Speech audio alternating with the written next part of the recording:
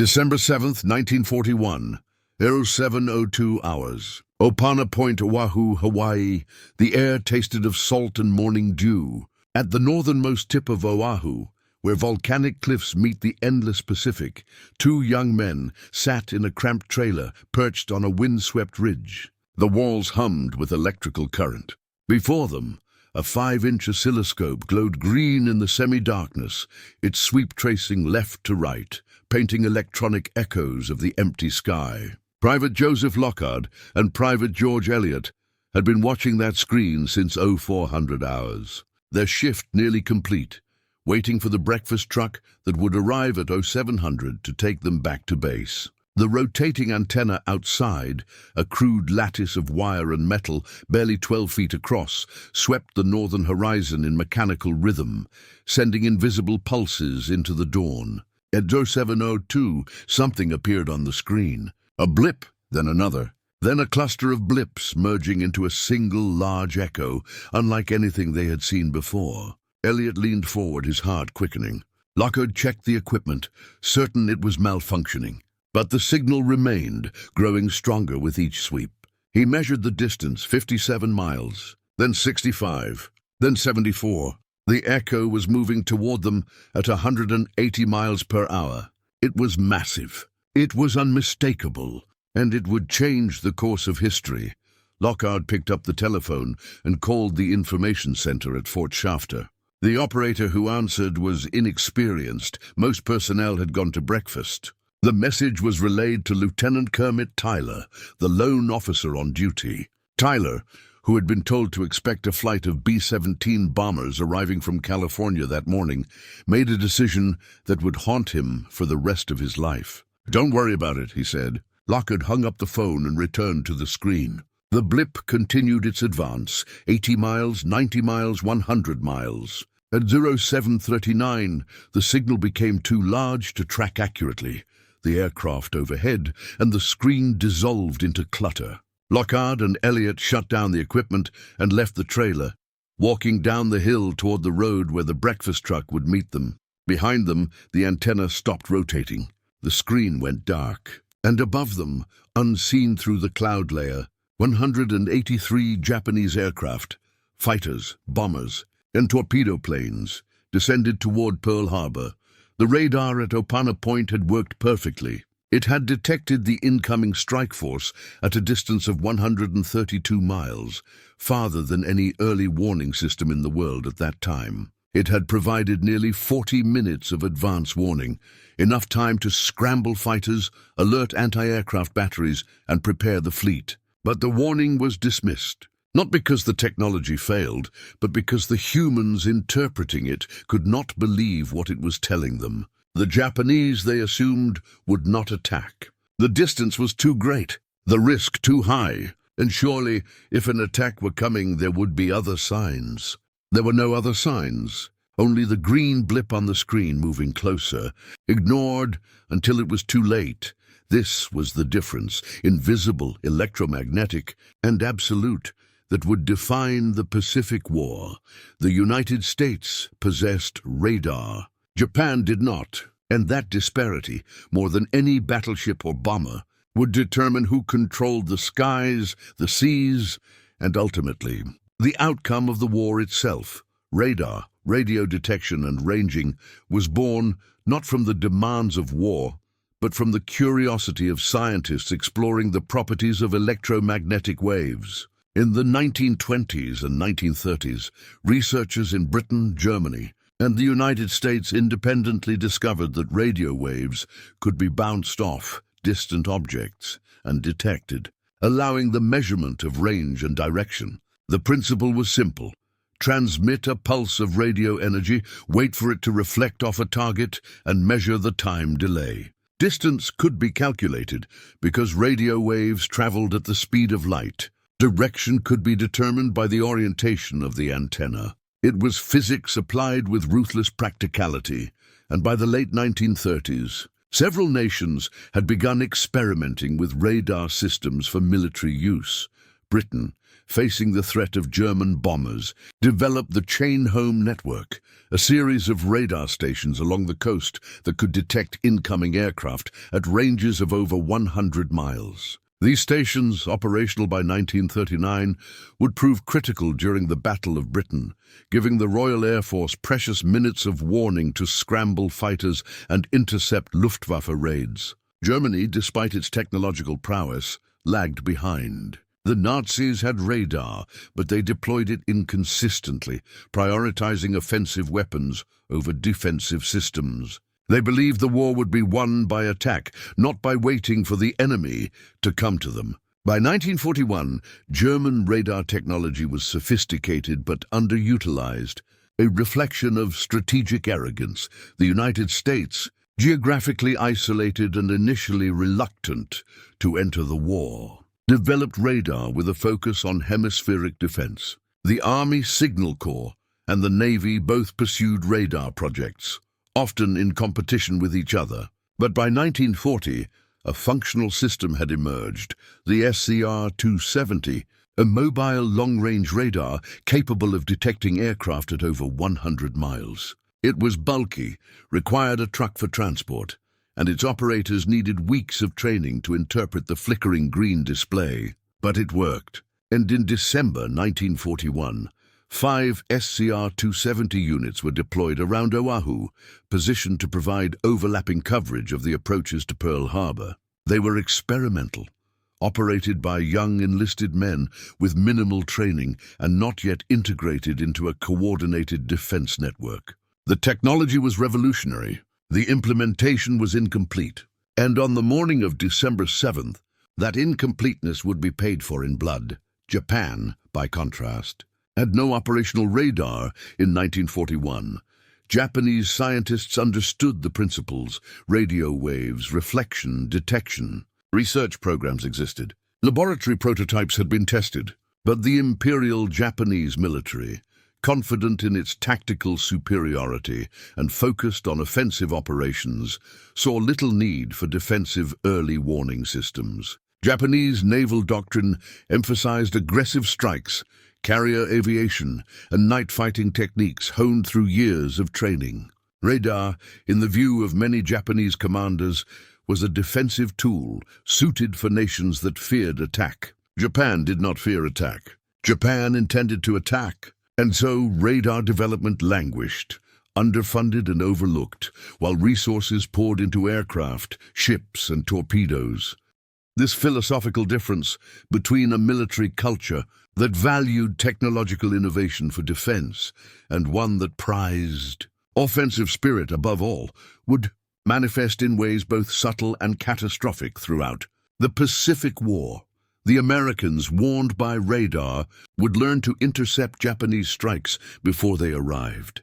The Japanese, blind to incoming threats, would be surprised again and again, their ships sunk, their aircraft destroyed on the ground, their tactical brilliance negated by an invisible net of electrons sweeping the sky.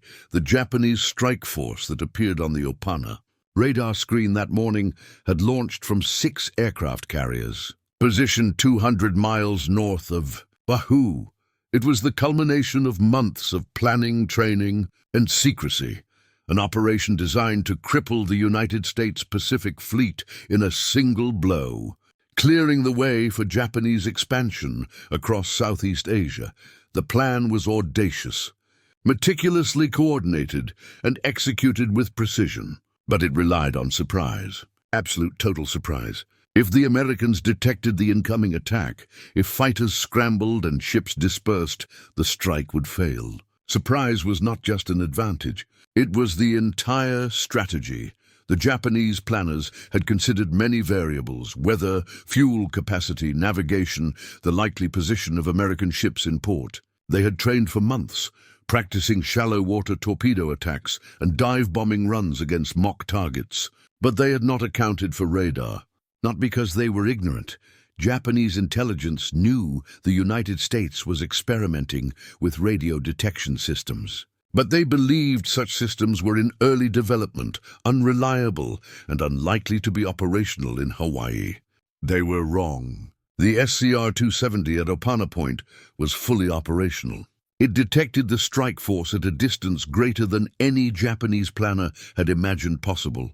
And yet, because of human error, organizational dysfunction, and institutional disbelief, the warning was ignored. At 0755, the first wave of Japanese aircraft arrived over Pearl Harbor. Torpedo planes skimmed low over the water, releasing their weapons against the battleships moored along Battleship Row.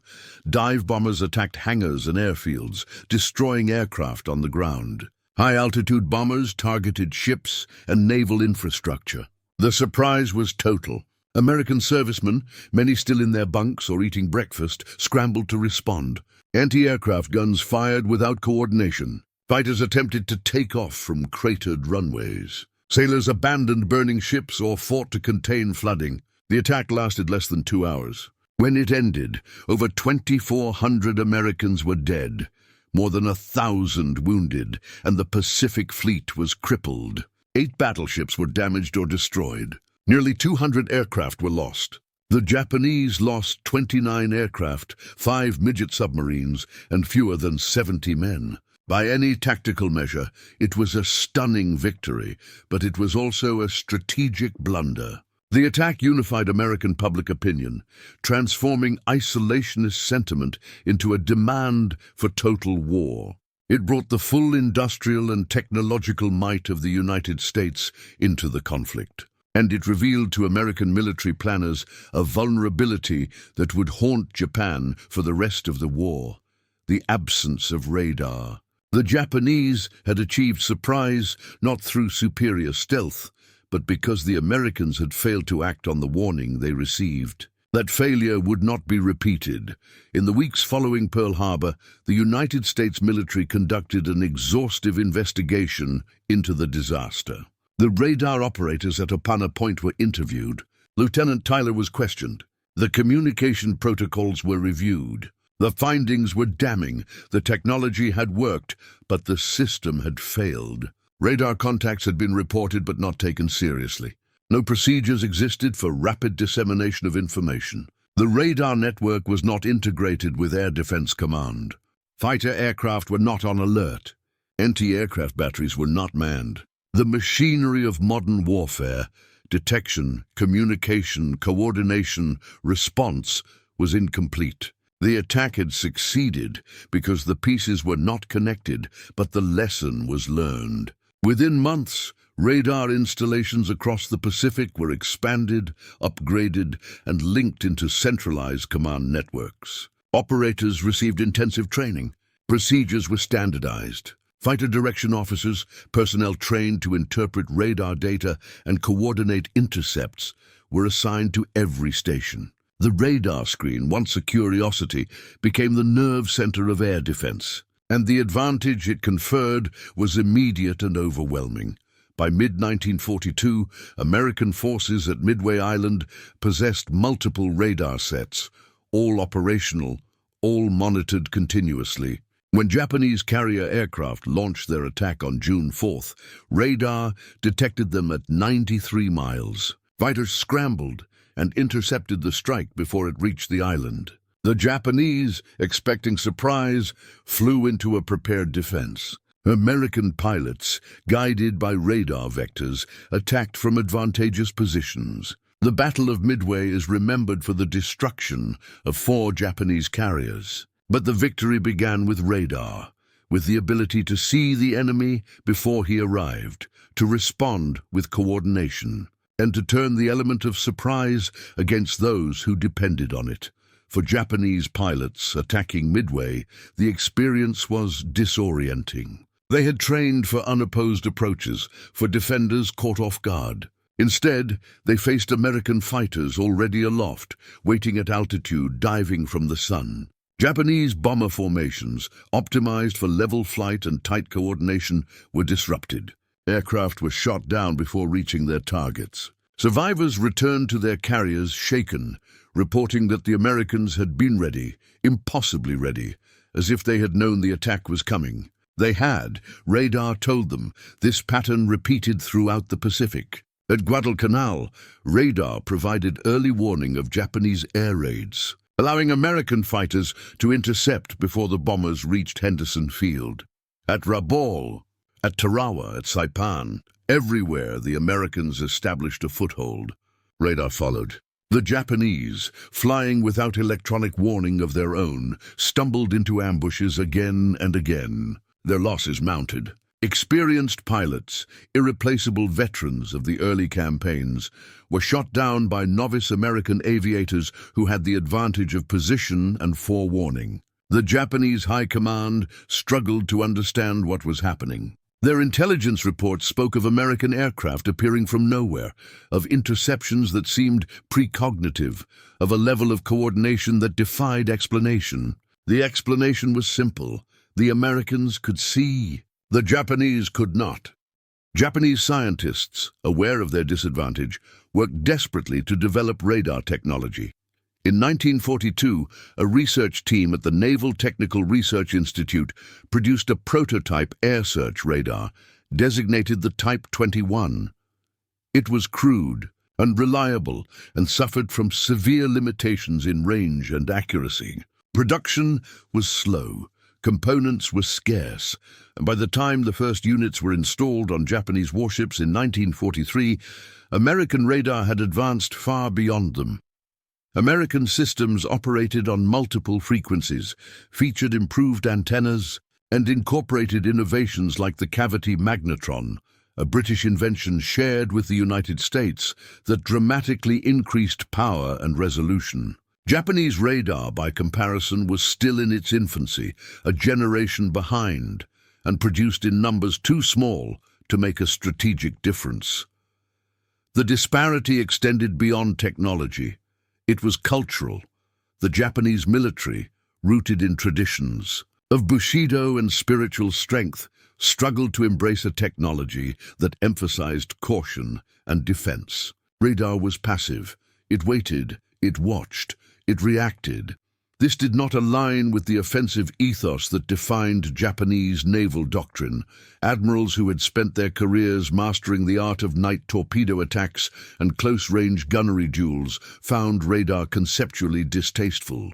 It removed the human element, the skill, the warrior's intuition. Some resisted its implementation, believing that reliance on machines would weaken the fighting spirit of their men. Others simply did not understand it. Technical manuals were poorly written. Training was inadequate. When radar sets were installed on ships, crews often did not know how to operate them or dismissed the blips on the screen as noise. By contrast, the United States military integrated radar into every level of operations. Fighter pilots were trained to follow radar vectors, trusting controllers on the ground to guide them to targets. Bomber crews relied on radar altimeters and navigation aids. Naval task forces operated with radar-equipped destroyers screening the fleet, providing early warning of air and surface threats. The technology became invisible, woven into the fabric of tactics and strategy. It was not a substitute for courage or skill. It was a force multiplier, enabling those qualities to be applied more effectively.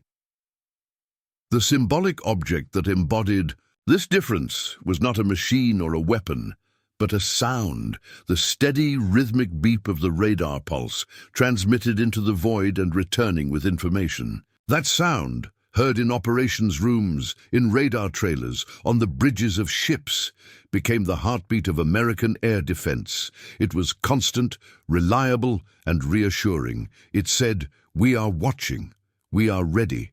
We will know when they are coming." For American servicemen, the sound was a comfort, a technological guardian that never slept. For Japanese pilots, who flew in silence, navigating by stars and dead reckoning, who approached their targets with nothing but eyesight and hope, there was no equivalent sound. There was only the sudden shock of tracers, the explosion of anti-aircraft shells, the American fighters that materialized as if summoned by sorcery. The absence of that beeping pulse was the absence of foreknowledge, and it cost them dearly. One of the most striking examples of radar's impact occurred in November 1943, during the American assault on the Gilbert Islands. Japanese forces on Tarawa, entrenched in heavily fortified positions, expected to repel the invasion through sheer defensive strength. But American naval forces approaching the atoll were protected by a radar screen that extended over 100 miles in every direction. Japanese aircraft attempting to attack the invasion fleet were detected while still far over the horizon. Carriers launched fighters to intercept. The Japanese bombers, flying in tight formations at predictable altitudes, were slaughtered before they reached the ships. Of the 37 Japanese aircraft that sorted against the fleet, only one returned. The others were shot down or driven off, their attacks ineffective. American losses, 2 aircraft. The battle for Tarawa itself was brutal, a grinding infantry assault that cost thousands of American lives. But the naval forces supporting the invasion were never seriously threatened because radar ensured that air attacks were intercepted before they could strike. Japanese commanders on the atoll, watching their air support vanish into the sky, understood that they were fighting an enemy who possessed an advantage they could not counter. Without radar, they were blind. Without early warning, they were defenseless. The realization spread through the Japanese military like a slow poison. No matter how bravely they fought, no matter how well they prepared, the Americans would always know they were coming. By 1944, Japan's situation had deteriorated to the point where radar development became a desperate priority. Engineers worked around the clock to produce functional systems. Factories, already strained by bombing and resource shortages, were ordered to manufacture radar components. But the technical gap was insurmountable. American radar operated at microwave frequencies, using components that Japan lacked the industrial capacity to produce. Japanese radar, still using longer wavelengths, was less accurate and easier to jam. And even when functional sets were produced, there were not enough trained operators to use them, not enough ships to install them on, not enough time to integrate them into doctrine. The war was moving faster than Japan's ability to adapt. In June 1944, during the Battle of the Philippine Sea, known to American pilots as the Great Marianas Turkey Shoot, radar once again proved decisive. Japanese carrier aircraft launching a massive strike against the American fleet were detected at over 150 miles. Fighters were vectored to intercept. The Japanese formations, still flying in the rigid, predictable patterns taught before the war, were torn apart. Over 300 Japanese aircraft were shot down in a single day. American losses were minimal. Japanese pilots, poorly trained replacements for the veterans lost in previous battles, flew into a coordinated defense system they had no chance of penetrating. Radar guided the American fighters to their targets. Radar controlled the anti-aircraft fire from the ships. Radar, invisible and omnipresent, turned the battle into a massacre. Japanese aviators who survived reported that the Americans seemed to know everything. Altitude, heading, speed, numbers. They reported being intercepted before they even saw. The fleet being attacked from directions they had thought safe. Some believed the Americans had spies aboard the Japanese carriers, radioing positions in advance. Others thought it was luck or divine intervention turning against Japan. A few understood the truth. It was technology. It was radar. And Japan had nothing that could match it. The emotional contrast between what Japanese commanders expected and what they experienced is stark in the documentary record. Before the war, Japanese military doctrine emphasized speed, aggression, and the superior training of Japanese personnel. Admirals spoke confidently of decisive battles, of confrontations where Japanese skill would overcome American material advantages. Pilots were told they were the finest in the world, trained to a level of proficiency that could not be equaled. And in the early months of the war, this confidence seemed justified. At Pearl Harbor in the Philippines, across the Pacific, Japanese forces struck with devastating effectiveness. The Americans, caught off guard, retreated and regrouped. But as the war progressed, Japanese after-action reports began to reflect confusion and frustration. Pilots reported being intercepted with impossible consistency. Naval officers noted that American ships seemed to anticipate Japanese movements. Air raids that should have achieved surprise were met with prepared defenses. The phrase, "the enemy was waiting," appears again and again in Japanese documents, spoken with a tone of bewilderment. How did they know? How were they ready? The answer, radar, was understood intellectually by some Japanese officers, but the full strategic implications were not grasped until it was too late. There is a recorded interrogation of a Japanese naval officer captured after the sinking of his destroyer in late 1944. He was asked why Japanese ships continued to operate without adequate radar. His response, translated and preserved in American archives, is revealing. "We believed that the spirit of our men, their courage and their training would overcome any technical advantage the enemy possessed. We believed that machines could not replace the warrior's heart. We were wrong. The Americans did not fight with greater courage. They fought with greater knowledge. They saw us before we saw them, and by the time we understood what that meant, our fleet was at the bottom of the ocean." This transformation, from confidence to despair, from faith in intangible qualities to recognition of material reality, defines the Japanese experience of the Pacific War. Radar became the symbol of that reality. It represented a way of war that did not rely on individual heroism or spiritual strength, but on systematic, coordinated application of technology and resources. It was impersonal, efficient, and relentless. It could not be intimidated or outlasted, and it exposed the limits of a military philosophy that had been built on assumptions from an earlier age. American technological superiority was not simply a matter of inventing radar. Britain had invented it first. Germany had parallel developments. What set the United States apart was the speed and scale of deployment. By 1943, American factories were producing radar sets by the thousands. Ships rolled out of shipyards with radar antennas already installed. Aircraft were equipped with radar altimeters and navigation systems. Ground installations sprouted across the Pacific, each one extending the invisible net a little further.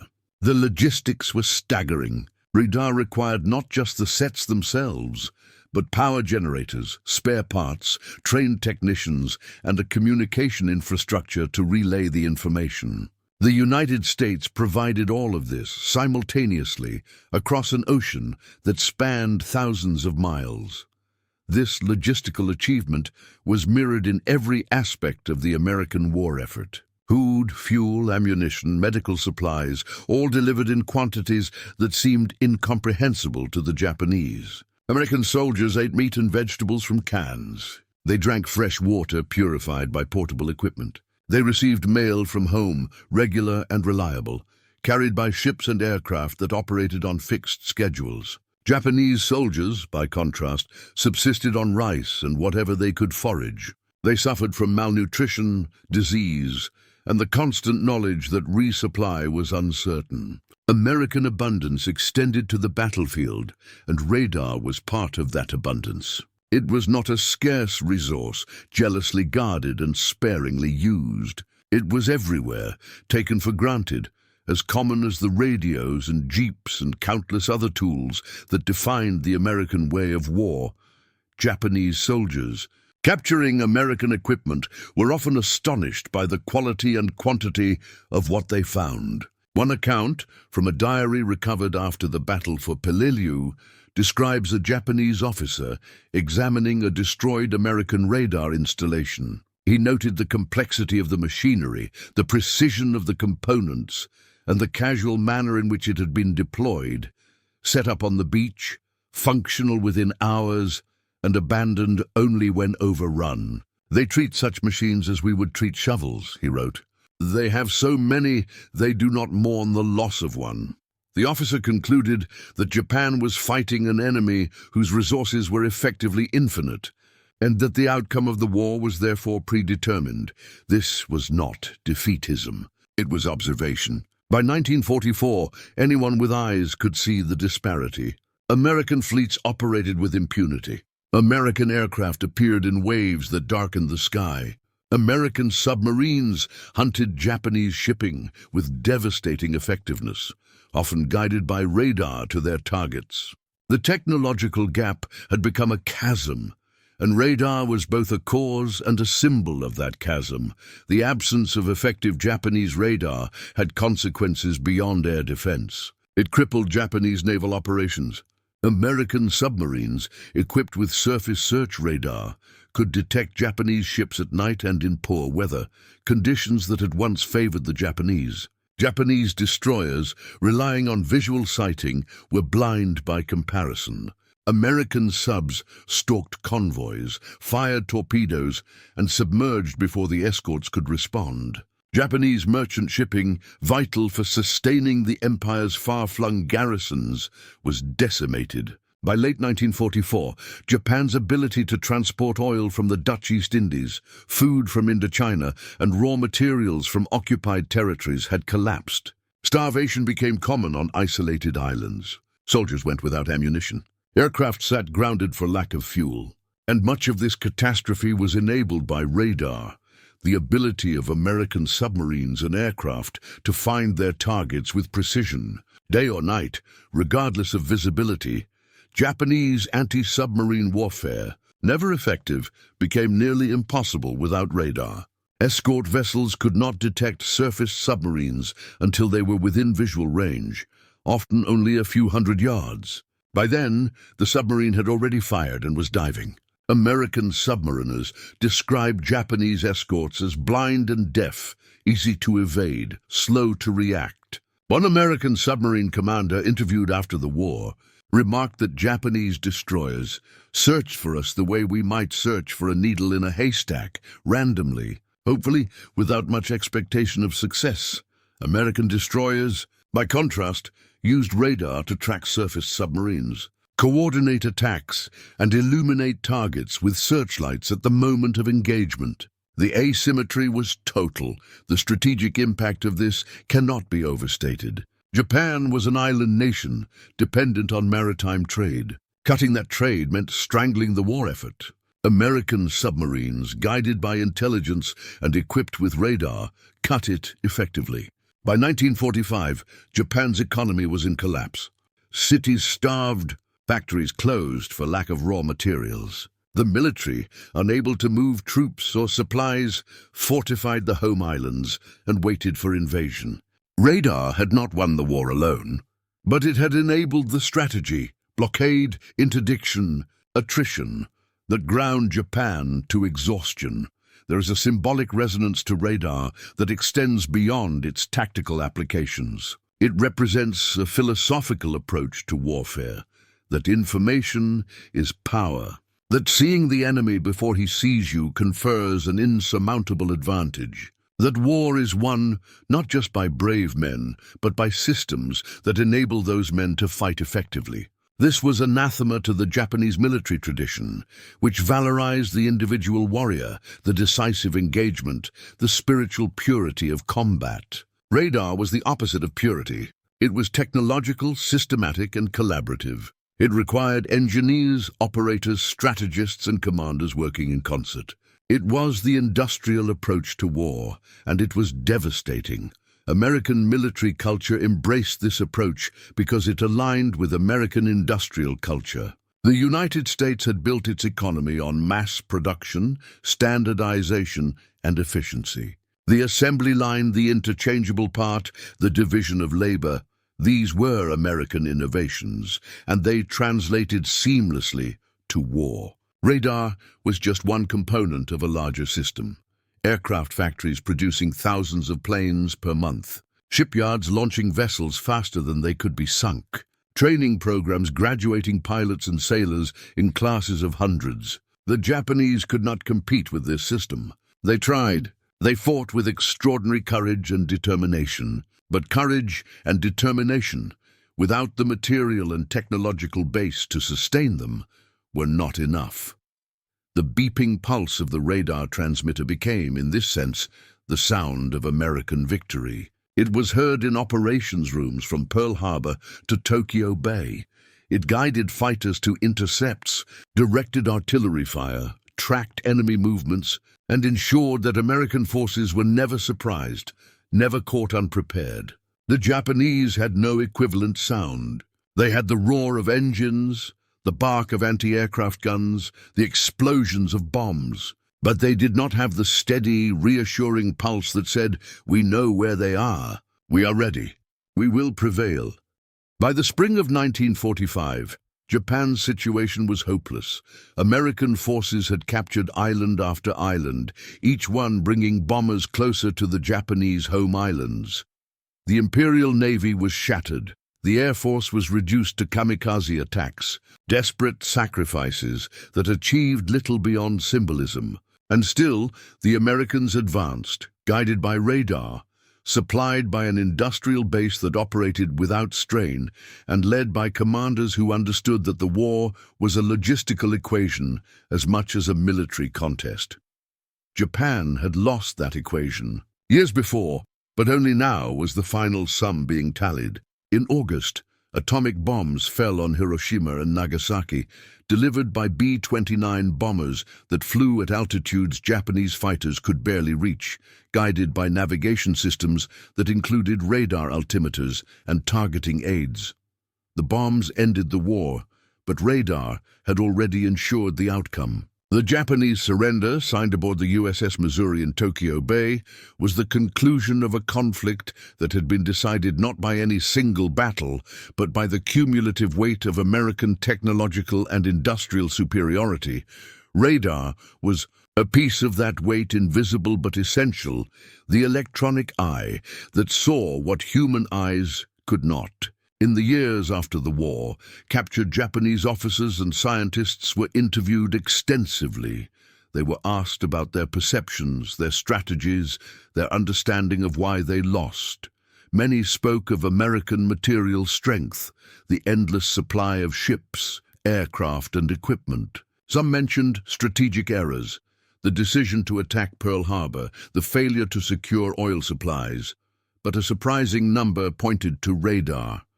They identified it as the technological innovation that most clearly symbolized the gap between Japanese and American capabilities. One former admiral, asked what single advantage he most wished Japan had possessed, answered without hesitation, radar. If we had possessed radar comparable to the Americans, we might have prolonged the war. We might have made their victory so costly they would have negotiated. But without it, we were fighting blind, and you cannot win a war blind. This assessment was echoed by others. A Japanese pilot, reflecting on his wartime experiences, described the growing fear among aviators as the war progressed. "In the beginning," he said, "we felt we were the hunters. We attacked when and where we chose. But as the Americans gained strength, we became the hunted. They knew when we took off. They knew our routes. They were waiting for us, always. We called them the ghosts who see in the dark. We did not understand it was machines that gave them this power. We thought it was magic or destiny turning against us. When we learned it was radar, it did not comfort us. Machines could not be fought with courage. They simply were." The transformation in perception, from confidence in Japanese superiority to acknowledgement of American technological dominance, was profound and painful. It challenged the core narratives that had sustained Japanese military culture, that spirit mattered more than materiel, that training could overcome numerical disadvantage, that the will to sacrifice could achieve victory against any odds. These beliefs were not entirely false. Spirit and training and sacrifice all mattered, but they were not sufficient. The Americans possessed spirit and training and sacrifice as well, and they possessed something more: the industrial and technological capacity to equip their forces with tools that magnified human capability. Radar was one of those tools, and its absence in Japanese hands was a wound that could not be healed. The legacy of radar extends far beyond World War II. It became the foundation of modern air defense, air traffic control, weather forecasting, and space exploration. The principles discovered and refined during the war, pulse transmission, signal processing, antenna design, evolved into technologies that define contemporary life.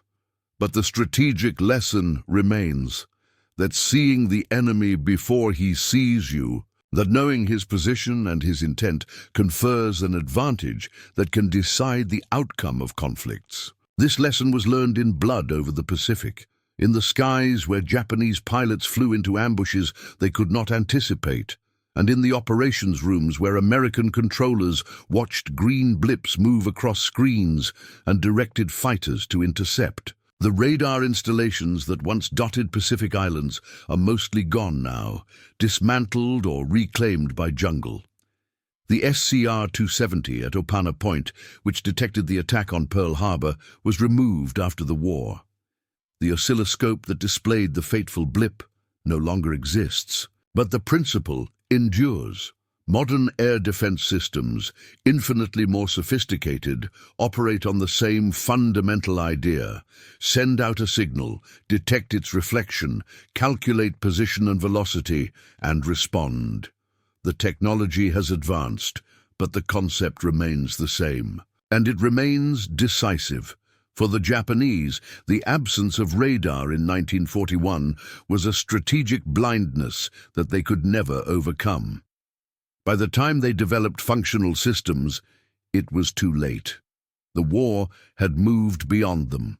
American forces controlled the air and sea. Japanese industry was collapsing, and the radar that Japan finally deployed, crude and limited, was a generation behind the equipment that American forces took for granted. The gap could not be closed. The war could not be won. And the lesson, written in the wreckage of ships and aircraft across the Pacific, was clear. In modern warfare, technology matters as much as courage, and information is as deadly as any weapon. There is a story, perhaps apocryphal but repeated among veterans, of an American radar operator in the final months of the war. His station was on Okinawa, monitoring the approaches to the island. Japanese kamikaze attacks came daily, waves of aircraft flown by pilots on one-way missions, determined to die striking American ships. The operator's job was to detect these raids and vector fighters to intercept. He watched his screen hour after hour, tracking the green blips as they appeared on the northern horizon, moving south. Each blip represented a human being, often very young, flying towards certain death. The operator, barely 20 years old himself, found the work emotionally exhausting, but he did it because the alternative, allowing the kamikazes to reach the fleet undetected, would cost the lives of his countrymen. One evening, after a particularly intense day, he asked his commanding officer if the Japanese knew they were being detected. The officer paused, then said, "Probably not.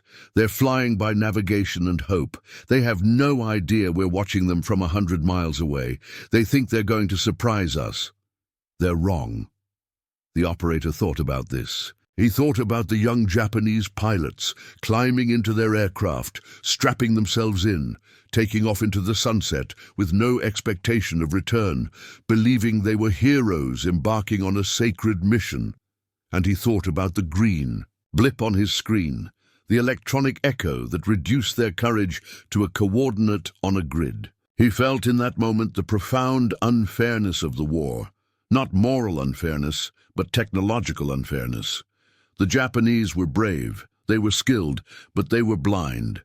And blindness, in the age of radar, was death. The operator returned to his screen. The next day, more blips appeared. He detected them, reported them, and fighters scrambled. The kamikazes were intercepted. Most were shot down. A few got through and damaged ships, but the fleet survived. And the operator watching his screen understood that this was his contribution to victory. Not heroism, not courage, but the steady, unglamorous work of seeing the enemy before he arrived. It was not glorious, but it was necessary, and it worked. To stand today at Opana Point, where Private Lockard and Private Elliott watched their screen on the morning of December 7th, is to feel the weight of history compressed into a single moment. The ridge is still there, windswept and remote. The trailer is gone. The antenna has been dismantled. But the spot remains, marked by a simple plaque, and on clear mornings you can see the ocean stretching to the northern horizon, the same ocean that carried the Japanese strike force toward Pearl Harbor. You can imagine the green blip appearing on the screen, growing larger, moving closer. You can imagine the phone call, the dismissal, the lost opportunity. And you can reflect on the thin line between warning and disaster, between seeing and being blind. Radar did not prevent the attack on Pearl Harbor. Human failure did that. But radar made prevention possible. It provided the information. The system failed to act on that information, but the technology did its job. And in the years that followed, the technology was integrated into a system that did not fail. The Americans learned. They adapted. They built a network of detection and response that gave them an insurmountable advantage. The Japanese, starting from behind, never caught up. The war in the Pacific was decided by many factors: geography, resources, industrial capacity, leadership. But among those factors, radar stands out as a clear, measurable advantage that manifested in every engagement. It was not glamorous. It did not inspire songs or propaganda posters. Radar operators were not celebrated like fighter pilots or infantrymen, but their work was foundational. They were the watchers, the unseen guardians, who provided the warning that allowed others to act. And in the aggregate, across thousands of engagements and millions of flight hours, their work was decisive. The epilogue to the radar story is both triumphant and sobering. Triumphant because the technology proved its worth, saved countless lives, and contributed to the defeat of totalitarianism. Sobering because it revealed the extent to which modern war depends on technology, on systems, on the capacity to outproduce and out-innovate the enemy. The romantic notion of war as a contest of individual valor was shattered over the Pacific. Courage still mattered. Sacrifice still mattered, but they were not sufficient. Victory required machines, and radar was the machine that saw. For Japan, the lesson was learned too late. By 1944, when Japanese radar began to appear in meaningful numbers, the war was already lost. The technology could not reverse the strategic situation. It could not restore the ships sunk, the pilots killed, the islands captured. It was a gesture, an acknowledgement that the old ways were insufficient. But gestures do not win wars. Systems do. And the American system, detection, communication, coordination, overwhelming force, was unbeatable. The beeping pulse of the radar transmitter, steady and rhythmic, became the heartbeat of American air defense. It was the sound of vigilance, of readiness, of control. It promised that the sky was not empty, that threats could be seen and countered, that surprise would not be achieved by the enemy. For American servicemen, it was reassuring. For Japanese pilots, it was invisible doom. In the silence of the Japanese approach, no radar, no warning, no knowledge of what awaited them, there was a tragic inevitability. They flew with courage, with skill, with determination. But they flew blind. And blindness, in the face of an enemy who could see, was not a disadvantage that could be overcome. It was a condition that guaranteed defeat. The radar at Opana Point detected the Japanese strike force 132 miles away. That distance, 132 miles, was the distance between warning and disaster, between preparation and surprise, between victory and defeat. It was the distance that technology had made crossable, and that human error had rendered meaningless on December 7th. But it was also the distance that, once understood and respected, gave the United States an advantage that could not be matched. Japan had no radar until 1944. By then, it was too late. The war had been decided. The green blips on American screens told the story, one echo at a time, one intercept at a time, one victory at a time. And in the end, the side that could see prevailed over the side that could not. It was as simple and as profound as that.